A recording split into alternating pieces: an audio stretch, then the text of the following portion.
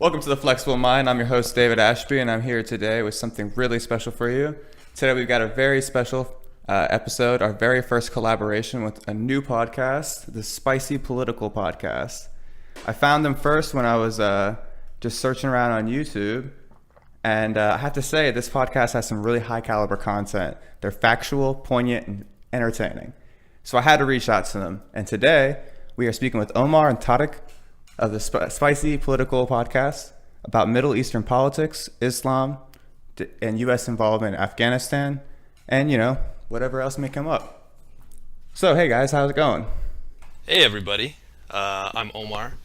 Tariq, you want to introduce yourself? No, I'm fine. Hello everybody, that's me, I'm Tariq. We're here representing the Spicy Podcast, and we'd like to thank David for inviting us. This is going to be a very special opportunity here. So I appreciate it. Thank you.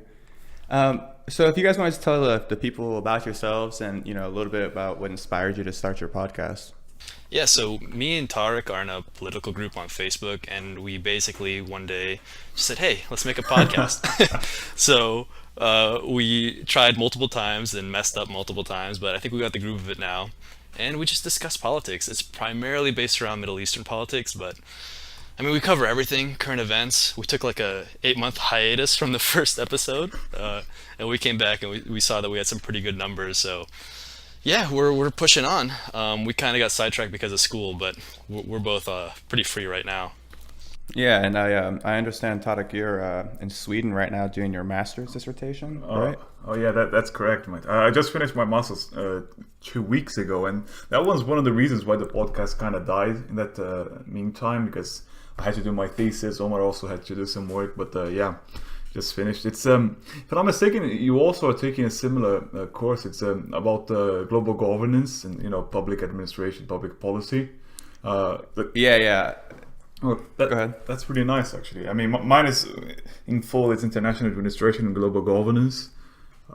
Nice. Yeah, mine's international and global studies. So essentially, yours is just like the advanced version of mine. We have global studies as well, and it's the same thing. But Yeah. that's really great. I mean, it's really nice to see more people taking that path. It's really a very interesting one. Yeah, it's actually, I picked it because not only was it kind of like 2 degrees in one, but then I've always wanted to be involved in like politics and international, governance and things like that, working with, missions that are bigger than myself, Yes, no, that's awesome. And I work with computers, so totally unrelated to both of you guys. An actually employable skill, All right, well, That's good. I heard through the grapevine that you wanted to ask us some questions regarding the Middle East. I don't know. I think Ben Shapiro messaged us privately and told us. But Yeah. If he's listening, that'd be real nice, you know what I'm saying? well, So I've got a couple questions, of course. I was actually watching your podcasts and or listening to them, and they're high caliber as hell. Like you guys have some really good stuff, and I don't find myself at any point like questioning if what you're saying is true. You guys seem very much like comfortable with the topics, and that's part of the reason why I had to reach out to you, because I have so many questions myself, so why not ask people who seem to be so well informed. But yeah, so I guess my first question is like, and it's gonna be a big package to unravel, so if you guys are willing to take that on, but why is the Middle East in such disarray? I mean, there seems to be such a extreme level of violence and consistent changing of governments, and you got mass migrations out of Syria and places like that, and I wonder where it all started, because I understand a lot of these countries like Libya and Yemen, they weren't war-torn states a decade or two. There was functioning societies, and today they look just like rubble. well, I mean, so there's 2 ways we can go about this, but if we're looking at modern history, this all pretty much started post World War One. There was a thing called the McMahon Conference, and it was an exchange between the British and the people that were leading the Arab Revolt. And they basically guaranteed an Arab state to the people that were going to cooperate in taking on the Ottomans. And that fell through. Obviously, there was no Arab state, and they kind of felt betrayed. And that was the catalyst that pushed this forward. Then we saw what we consider they were protectorates, but really they're just colonies of the French and the British through the Sykes-Picot Agreement. And they installed their little, friendly puppet states, and that kind of progressed forward to Arab nationalism. And these people that were sick of the foreign influence, people that were taking advantage of the natural resources and stuff like that. And this primarily took place through like Egypt to Libya, Iraq, Syria, Lebanon to a certain extent. But really, these leaders that came up started overthrowing the friendly leaders that were installed by the Western states. So they started implementing their nationalist policies and trying to, I guess, better the people. Right?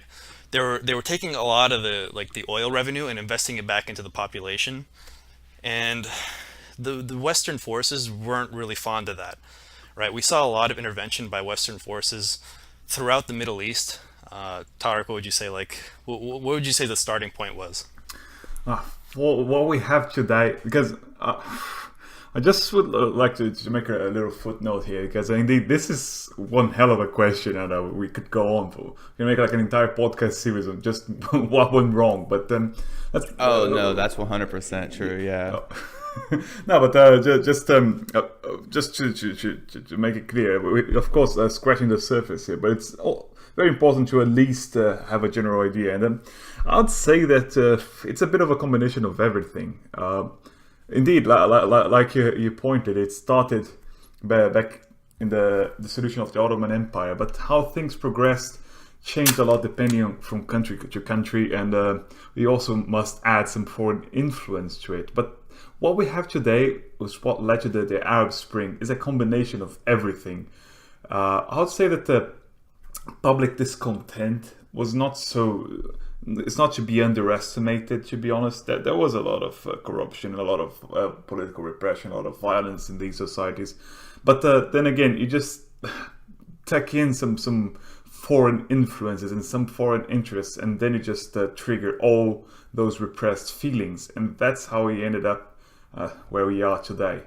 So yeah, but I think a lot of it is like a counterculture, because I think Iran was the prime example of this, where you had their democratically elected leader, right? The U.S. came in on behest of the British and their oil companies and said, okay, we're going to take out this guy and install our own guy.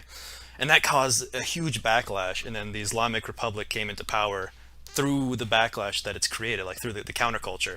People were upset with foreign influence.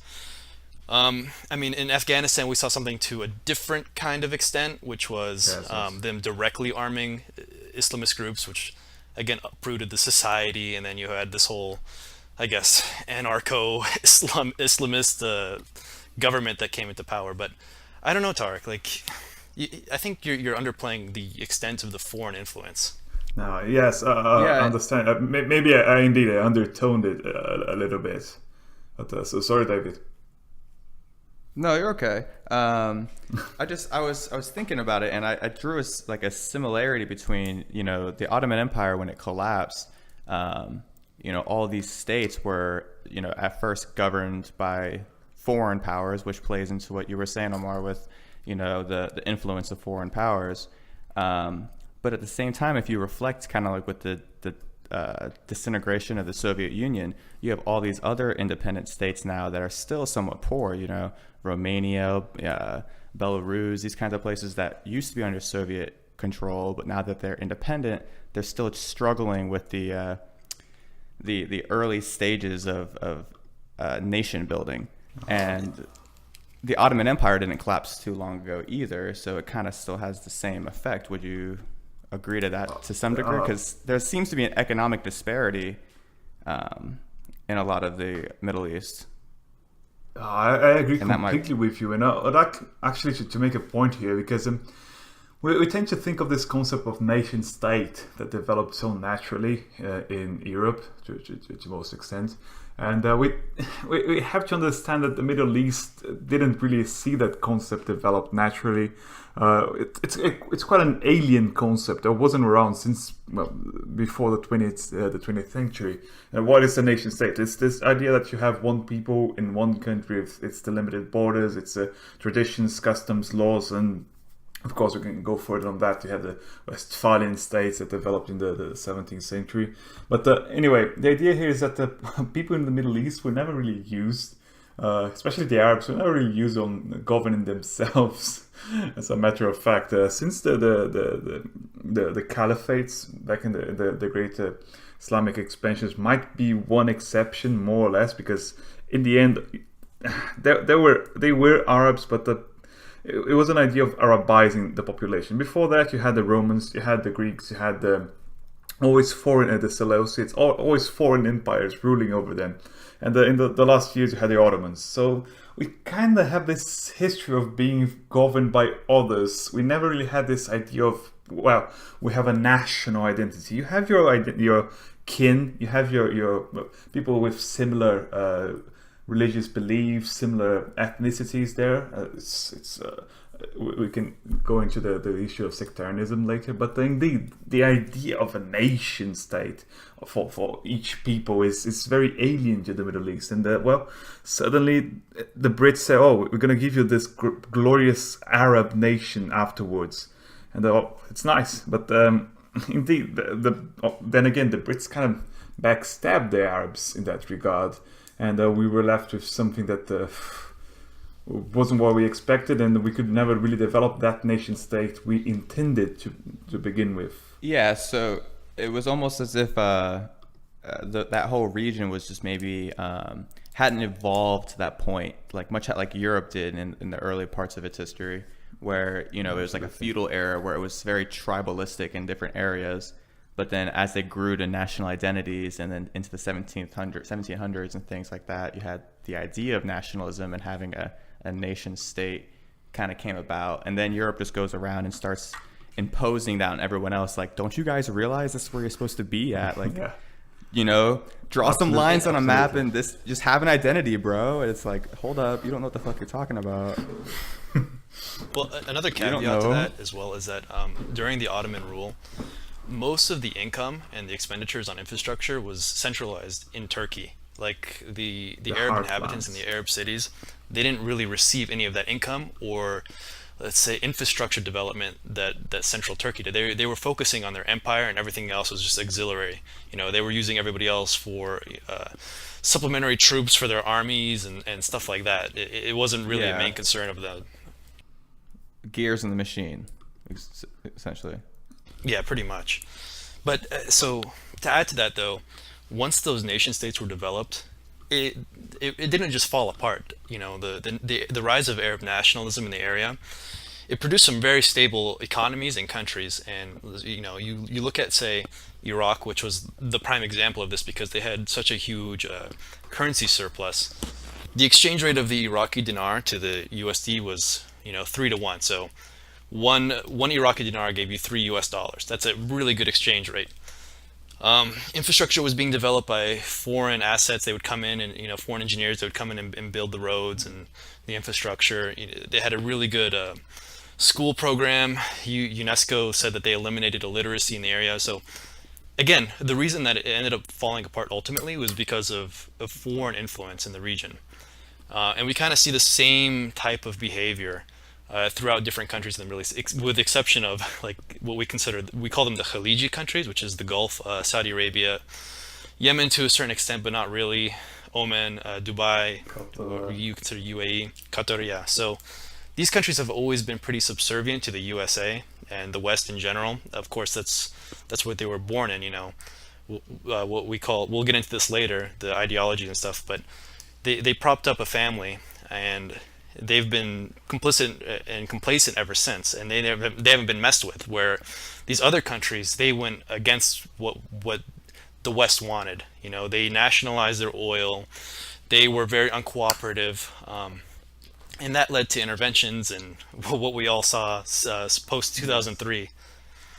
So essentially, you just because the way I often see the United States these days, is we are the modern day Roman Empire, and it's the people of the Roman Empire didn't sit around and go, wow, we're an empire. They were just like, no, we're a really strong country and we kick ass everywhere we go.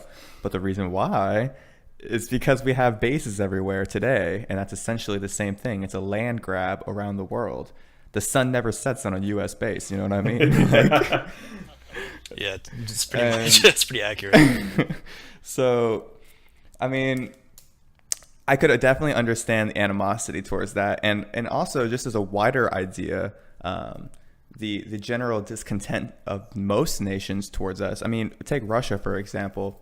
They probably have the better part of. I mean, I don't actually know the real numbers. I can look them up later, but I would doubt no less than 10 bases along their borders in neighboring countries. Japan, for God's sakes, like it's one of the largest marine foreign bases, and it's right outside the coast of Russia right there. So it kind of plays into this, like, if you have troops everywhere, it makes everybody tense, which then makes the whole diplomacy situation more difficult and makes peace harder to obtain in the long run, and makes people tend to overall hate you, which is actually one of my questions. I'm going to step out of my my outline here, but what do you guys think the general opinion of Americans and America as a whole is within the Middle Eastern region? Obviously it's different from place to place, but well, if you're talking about the countries that I mentioned earlier that have always been beneficiaries of the West, like Saudi Arabia and UAE, I don't know, I'd say they're pretty lukewarm. I don't think they care, really. They're happy that they're receiving this income. If you're talking about the countries that are affected by war and have had, direct American intervention, obviously they're very upset. They kind of see America as complicit in their downfall, like they're actively working against them. I don't know, Tarek, what do you think? I agree completely on just that to one. play. Oh, sorry, mate. Sorry, go ahead, Tarek. No, go ahead. No, but just to finish the thought here. But indeed, because we have to remember that the Middle East is just strategic in every sense, resource-wise, geographically-wise, and even manpower-wise, to some extent. And it's obvious that a power like the United States would like to have at least a foothold in the region. We're of course going to expand on that later, but I'll say that's the main reason behind it. It's not just because the US, I don't know, likes the sun there or something. It has very well embedded reasons. I'm 100% in agreement. That's actually why I believe the United States is so gung-ho in its friendly relationship with Israel, because ultimately it provides a very strong foothold into the Middle Eastern region where they can not only store and maintain troops, but then deploy and move out from there to wherever they decide they want to go. And that's essential for maintaining an empire. You see the same thing happen with Russia and the whole Crimea thing. They needed access to a warm seaport, and the Ukraine was not going to allow them access anymore. And they were like, that's not happening. We're trying to be an empire. We're like a strong state. We have to have this, so you can F yourself. We're taking it. And as far as I understand, Russia was actually legally allowed to do that because of some previous treaties and leasing agreements and whatnot. But I mean, that's a whole nother topic.